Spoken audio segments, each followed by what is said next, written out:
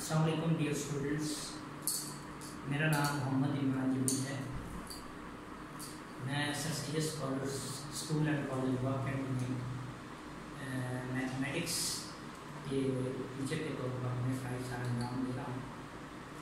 तो आज हम SSC पार्ट 2 का लेक्चर 1 जो चैप्टर 1 से रिलेटेड है, लिमिट्स, फंक्शन एंड लिमिट्स के बारे में, वो हम स्टार्ट करने जा रहे हैं। तो सबसे पहले कुछ बुनियादी चीज़ें हैं जो मैं आपको बताना चाहूँगा, तो वो मैं वन बाय वन एक्सप्लेन करता हूँ। तो शुरू करते हैं। बिस्मिल्लाहिर्रहमानिर्रहीम। HSSC 2 mathematics chapter 1 function and limits. Function किसने बताया था? सबसे पहले तो फंक्शन जो था, the term function was recognized by German mathematician Leibniz और 1646 से 1716 तक ये बंदा जिंदा रहा था। उस दौरान इसने जो है ये टर्म फंक्शन जो था उसके बारे में बताया। फंक्शन बताया था कि क्या फंक्शन होता क्या चीज़ है, होती क्या चीज़। उसके बाद इसका जो सिंबॉलिक वे था, सिंबॉलिक वे जो था कि किस तरह फंक्शन को रिप्रेजेंट किया जाता है, तो एक स्विस मैथमेटिशियन था आइलर। कई लोग इसको यूलर भी पढ़ते हैं, पर जो भी प्रोनाउंसिएशन है आइलर पढ़ लें या यूलर पढ़ लें। ये इस अरसे तक 1707 से 1783 तक ये इसकी ये पैदाइश और वफात का दिन है, क्या साल है। तो उसने एक सिंबॉलिक वे बताया था फंक्शन को रिप्रेजेंट करने का। Invented a Swiss mathematician Euler और Euler 1707 to 1783 invented a symbolic way to represent a function as y is equal to f of x। उसमें symbolic way सिंबल बताया था फंक्शन को लिखने का, read as y is the function of x। y is equal to f of x पे पढ़ लें या y is the function of f of x, y is the function of x। अब अभी मैं एक जनरल सी डेफिनेशन फंक्शन की आपको बताऊंगा, लेकिन एक पर्टिकुलर डेफिनेशन जो सही प्योर मैथमेटिकल है, इसको हम एक्सप्लेन करेंगे। अपना एक अलग पूरा मैं एक लेक्चर दूंगा, रिलेशन फंक्शन क्या होता है, इससे रिलेटेड सारा पूरा लेक्चर होगा, उसमें हम उसको कवर करेंगे और उसकी टाइप्स भी कवर करेंगे। लेकिन अभी हम इसकी जनरल डेफिनेशन सिर्फ जो आपको सिर्फ समझाने के लिए है, बिगिनर्स के लिए जिन्होंने अभी जो है वो बेसिक्स नहीं है, तो उनके लिए सिर्फ मैं बता रहा हूँ कि फंक्शंस होती क्या चीज़ है।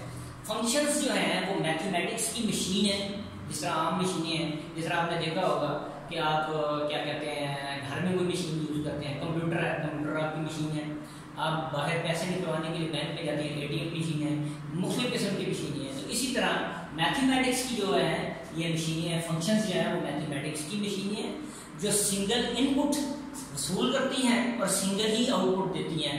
ये कंडीशन है, सिंगल इनपुट और सिंगल ही आउटपुट अगर वो देंगी तो वो फंक्शन कहलाएंगी। वो मशीन जो होंगी वो फंक्शन कहलाएंगी। जिस तरह अगर हम ये बात करें कि हमारे पास एक रिमोट है, वो वॉइस कंट्रोल करने वाला है, ठीक है। तो जब हम उसको प्रेस करते हैं तो उसकी आवाज़ को हम कम या ज़्यादा कर सकते हैं। वो एक ही फंक्शन कर रहा है, आवाज़ के लिए यूज़ हो रहा है। उससे हम जो है वो उसके क्या कहते हैं, चैनल कंट्रोल नहीं हो रहा, तो वो एक वक्त में एक काम कर रहा है, तो वो जो है वो फंक्शन है, एक फंक्शन बन गया। इसी तरह आप ATM मशीन पे जाएं, तो अगर आपने 5000 रुपया निकालना है तो आप इनपुट 5000 देंगे तो मशीन आपको 5000 ही देगी, सिंगल इनपुट सिंगल आउटपुट। तो जो है ये इस तरह मशीन जो हैं उस पर काम करती हैं। इसी तरह मैथमेटिक्स में क्या होगा, पहले तो सिंबॉलिक वे था, उसको हम एक्सप्लेन करते हैं। Functions are the machines of mathematics which accepts a single input and gives us a single output. Function जो हैं वो मैथमेटिक्स की मशीन है जो सिंगल इनपुट लेती हैं और सिंगल ही आउटपुट देती हैं। तो ये सिंबॉलिक वे मैंने बताया था, if y is equal to f of x, ये सिंबॉलिक वे है फंक्शन को रिप्रेजेंट करने का। तो here f is a machine, अगर f एक मशीन है which accepts x as an input, जो x इनपुट लेगी और जो आउटपुट देगी वो क्या कहलाएगी, y कहलाएगी, gives आउटपुट y, या इसको हम f of x कहते हैं।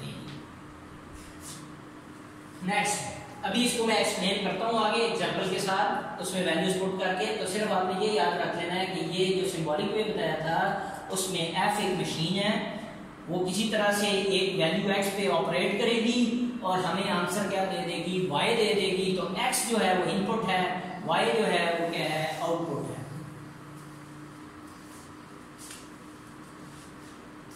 तो इसको हम ऐसे भी कह सकते हैं y is the image of x, y is the image of x under function f।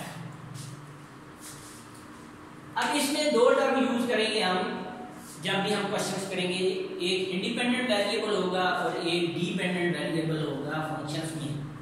अभी एग्जांपल में मैं आपको बताऊंगा। तो इंडिपेंडेंट वेरिएबल क्या होता है, input variable. If we can change the value of a variable according to our wish or desire is called independent variable। अगर फंक्शन में जिस वेरिएबल की वैल्यू हम अपनी मर्जी से तब्दील कर सकें, उस वेरिएबल को हम इंडिपेंडेंट वेरिएबल कहते हैं। इसी तरह डिपेंडेंट वेरिएबल फंक्शन में यूज होगा if the value of a variable changes due to change in the value of independent variable।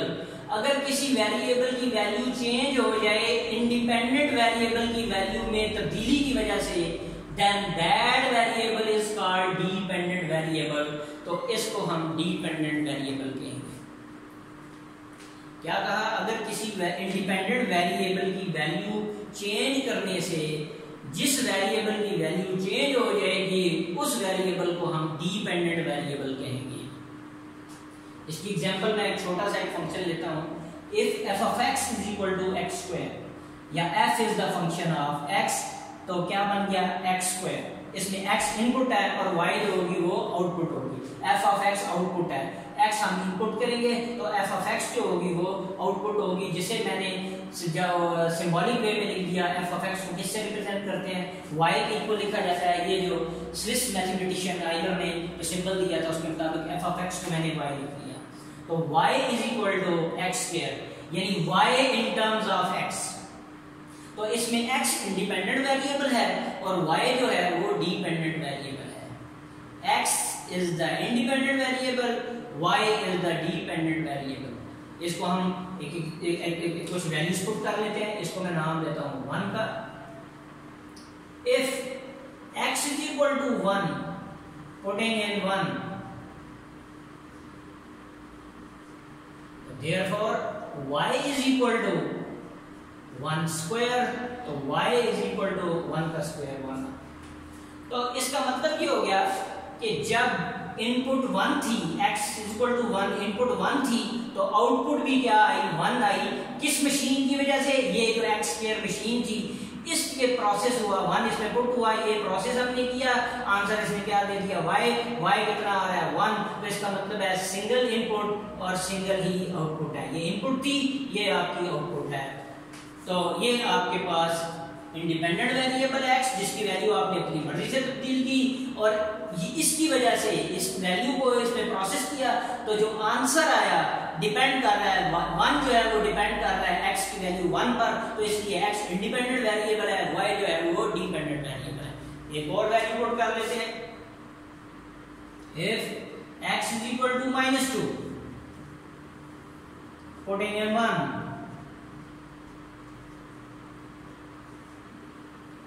y is equal to -2 square. तो y is equal to minus की power even है, plus हो जाएगा 2 to the 4। तो ये इसका मतलब ये हो गया कि अगर हम इनपुट -2 कर दें तो आउटपुट चेंज हो जाएगी। पहले आउटपुट 1, इनपुट 1 थी तो उसकी वजह से आउटपुट 1 आ रही थी। अब हमने इनपुट -2 कर दिया है तो ये जो है आउटपुट जो हो गई वो 4 हो गई। तो हमने अपनी मर्जी से वैल्यू ली थी, x की चेंज की है। तो इस फंक्शन की वजह से वैल्यू जो प्रोसेस करने की वजह से जो y की वैल्यू आ रही है वो 4 आ रही है। तो इसका मतलब हो गया कि ये जो वैल्यू है डिपेंडेंट वेरिएबल की है और x की वैल्यू जो हमने पुट कर दी थी ये इंडिपेंडेंट वेरिएबल की वैल्यू।